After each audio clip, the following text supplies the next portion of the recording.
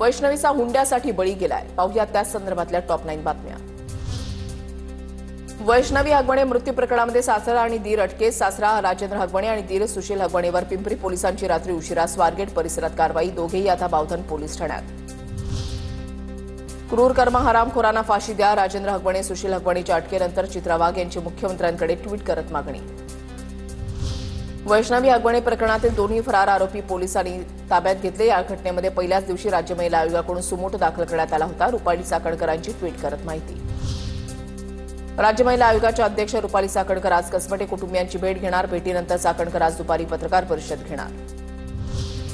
अटकेपूर्वीची Rajendra हगवणेची CCTV दृश्य समोर। यात राजेंद्र हगवणे एका हॉटेलमध्ये बसलेला दिसतोय।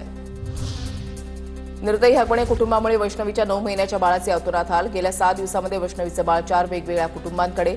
हगवणे कुटुंबानं वैष्णवीचं बाळ कसपटे कुटुंबापासून 6 दिवस लपवलं। बाळाचा ताबा आता वैष्णवीच्या आईवडिलांकडे।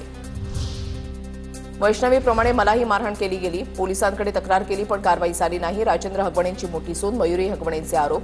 मोठ्या सुनेला मारहाण होतानाचं सीसीटीव्ही फुटेज सुद्धा समोर। आरोपी करिश्मा हगवणेचा मंत्री आदिती तटकरे आणि सुप्रिया सुळेंसोबतचा फोटो व्हायरल। अटकेमध्ये असलेली आरोपी करिश्मा हगवणे ही वैष्णवीची नणंद। हुंडा प्रथा बंद झालीच पाहिजे। वैष्णवीची आत्महत्या नाही, हा खून आहे। वैष्णवीच्या मृत्यू प्रकरणावर सुप्रिया सुळेंची प्रतिक्रिया।